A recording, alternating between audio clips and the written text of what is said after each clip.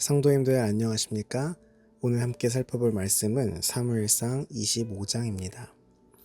사무엘상 25장은 사무엘의 죽음이 기록된 장입니다. 이스라엘의 마지막 선지자요 사사요 제사장이었던 사무엘의 죽음으로 이스라엘은 기둥같이 믿고 의지했던 영적 지도자를 잃었습니다. 온 이스라엘은 라마에 모여 슬피 울고 그를 장사 지냈습니다. 다윗도 그를 지지하고 기름 부어 주었던 영적 스승을 잃고 실망하여 남쪽으로 멀리 떨어진 바란 광야로 피신했습니다. 사무엘의 죽음으로 더욱 기승을 부릴 것이 뻔한 사울의 위협을 피하기 위해서였습니다. 25장의 후반부는 어리석은 부자 나발의 이야기가 기록되어 있습니다. 나발과 그 아내 아비가일은 그 당시 다윗을 향한 이스라엘 사람들의 두 견해를 대변하고 있습니다. 나발은 다윗을 향한 하나님의 섭리를 보지 못하고 그를 사울의 강력한 통치 아래서 목숨을 위해 도망치는 한 망명자로만 생각했습니다. 다윗의 소재를 계속해서 사울에게 고해 바치는 사람들도 마찬가지였습니다. 그러나 아비가일은 다윗을 인도하시는 하나님의 손길을 보고 있었으며 다윗이 왕이 되어 이스라엘을 통치할 것을 믿고 있었습니다. 아비가일의 지혜로운 믿음 때문에 다윗은 일시적 분노로 동족의 집안을 멸문시키는 실수를 저질러 그의 경력에 치명적 상처를 남길 뻔한 사건을 피할 수 있게 됐습니다. 1절에 사무엘이 죽음에 온 이스라엘 무리가 모여 그를 애곡하며 사무엘이 죽은 연대와 나이는 정확히 추론하기는 어렵지만 만일 사울이 40년간 이스라엘을 다스렸고 사무엘이 40세가 넘은 나이에 사울에게 기름을 부어 왕으로 삼았다면 사무엘은 거의 80세가 되어 죽은 것이 됩니다. 사무엘의 죽음은 전 이스라엘을 슬픔으로 몰아넣었습니다. 이스라엘 백성들은 사사요 선지자요 제사장인 사무엘의 죽음을 마치 부모가 죽은 듯이 애통해했습니다. 지금까지는 사울이 실수를 거듭해도 사무엘이 살아있었기 때문에 하나님께서 이스라엘을 버리지 않으실 것이라는 확신이 있었습니다. 그러나 이제는 그것마저 무너졌기 때문에 백성들의 상실감과 허탈함은 비할 데가 없었습니다. 사울에게 쫓겨다니는 다윗에게도 사무엘의 죽음은 충격적이었습니다. 의지할 곳이 없어진 다윗은 남쪽으로 멀리 떨어진 바란 광야로 도피하였습니다. 4절에 다윗이 광야에 있어서 나발이 자기 양털을 깎는다 함을 들은지라. 어느 날 다윗은 그가 거주하고 있는 지역의 부유한 유지인 나발이 양털을 깎는다는 소식을 듣고 부하 10명을 보냈습니다.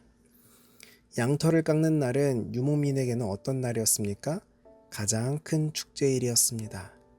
그날은 많은 음식을 장만하고 일꾼들과 나그네들에게도 후히 대접을 하는 것이 관습이었습니다. 광야에서 1000명이 넘는 사람들과 함께 사는 것은 많은 경비를 필요로 했기 때문에 다윗은 나발에게서 도움을 얻기를 원했습니다. 나발의 목자들이 갈멜에서 양을 칠 때 다윗의 군사들이 그들을 잘 돌보아 주었습니다. 군사력을 가진 그가 세금조로 재물을 요구할 수도 있었으나 그러지 않았기 때문에 다윗은 나발이 그들을 선대하리라고 믿어 의심치 않았습니다. 그러나 나발은 그가 보기에 도망꾼에 불과한 다윗 일행을 무시하고 도움을 거절했습니다. 아마도 사울의 보복이 두렵기도 했을 것입니다. 그래서 그는 다윗의 소년들을 문전박대해버립니다. 13절에 다윗이 자기 사람들에게 이르되 너희는 각기 칼을 차라. 다윗은 나발의 배은 망덕에 몹시 분노하였습니다. 그는 나발의 집을 멸하기로 결심하고 즉시 400명의 군사들을 무장시켜 나발의 집을 향해 출발했습니다. 다윗은 자기가 하려는 일에 대하여 하나님께 묻지 않았습니다. 분노가 그를 압도하였습니다. 사울을 대하는 태도와 비교하여 볼 때 전혀 다윗답지 않은 태도였습니다.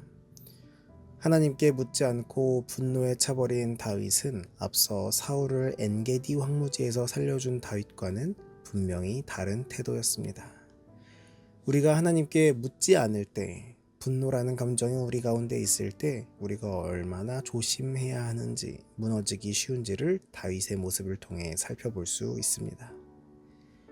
한편 불안해하는 종들로부터 사건의 내용을 보고받고 사태의 심각성을 파악한 아비가일은 그의 남편과 상의하거나 그의 의도를 말하지 않고 급히 다량의 식량을 준비하여 나귀에 싣고 종을 먼저 보내고 자신도 다윗의 무리를 만나려고 출발하였습니다.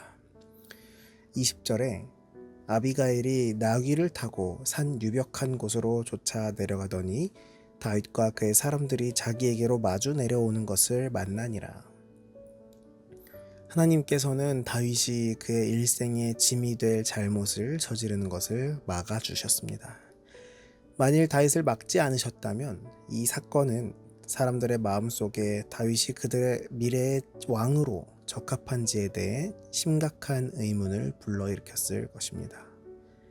24절에 그가 다윗의 발에 엎드려 가로되 내 주여 청컨대 이 죄악을 나 곧 내게로 돌리시고 여종으로 주의 귀에 말하게 하시고 이 여종의 말을 들으소서. 아비가일은 부유하고 권세를 가진 집안에서 처녀 5명의 시중을 받는 존경받는 귀부인이었습니다. 그러나 그는 다윗을 만나자 급히 나귀에서 내려 다윗의 발에 엎드려 얼굴을 땅에 대고 절하였습니다. 그것은 그를 왕으로 접대하는 태도였습니다. 그리고 모든 허물을 자기에게 돌리고 진심으로 사과하고 용서를 청했습니다. 그것이 1차적으로 다윗의 분노를 누그러뜨렸습니다.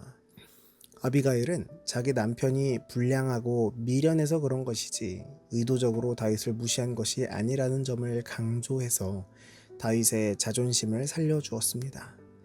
그런 다음 그 여인은 다윗을 높이 평가하고 하나님께서 그의 편이 되시어 반드시 이스라엘의 지도자로 삼아주실 것을 믿는다고 말하여 쫓겨다니면서 피곤에 지친 다윗을 격려하였습니다.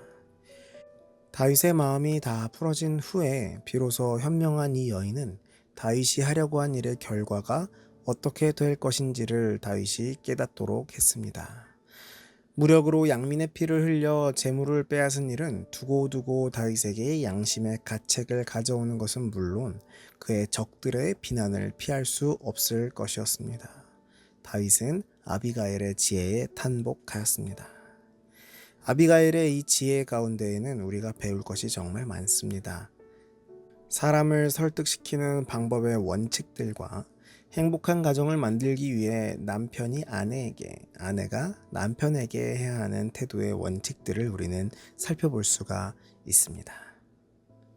32절에 다윗이 아비가일에게 이르되 오늘날 너를 보내어 나를 영접케 하신 이스라엘의 하나님 여호와를 찬송할지로다. 다윗은 믿음이 있는 지도자였습니다. 그는 먼저 지혜로운 여인을 보내사 피해 복수를 막아주신 하나님께 영광을 돌렸습니다. 다윗은 자신의 행동을 정당화하려고 노력하지 않았습니다. 그는 변명하는 대신 자기 잘못을 인정하고 그 잘못을 막아준 아비가일의 지혜를 칭찬하고 복을 빌어 주었습니다. 아비가일이 가져온 예물은 사실 얼마 되지는 않는 것이었지만 다윗은 그것을 기쁘게 받고 깨끗이 발길을 돌렸습니다. 아침에 나발이 포도주가 깬 후에 그 아내가 그에게 이 일을 고하매 그가 낙담하여 몸이 돌과 같이 되었더니 한 열흘 후에 여호와께서 나발을 치심에 그가 죽으니라. 나발을 하나님께서 직접 치신 것은 아닙니다. 우리가 하나님이 치셨다라는 표현을 자주 사용하는 것은 하나님의 뜻이 아닌데요. 성경은 하나님이 막지 않은 일을 자주 그분이 행한 것으로 표현하고 있습니다. 하나님께서는 나발에게 여러 기회를 주셨습니다. 그리고 하나님께서는 그에게 경건하고 지혜로운 아내도 주셨습니다. 그러나 그의 마음이 너무나 완고하고 미련했기 때문에 그 모든 것이 그에게 효과적인 영향을 끼치지 못했습니다. 그는 하나님께로부터 생명을 보호받을 권리를 잃어버리게 된 것입니다. 오늘 우리는 말씀을 통해 사무엘의 죽음과 다윗의 분노, 나발의 어리석음과 아비가일의 지혜를 살펴봤습니다. 우리에게 있어서 분노라는 감정이 얼마나 위험하고 우리를 넘어지게 하는지 살펴볼 수 있었습니다. 우리의 마음 가운데 분노가 아닌 그리스도의 사랑이 가득하기를 간절히 바랍니다.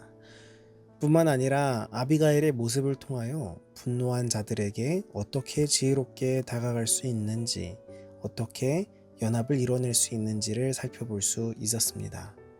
아비가일의 지혜로운 모습이 우리의 모습이 되기를 간절히 바랍니다.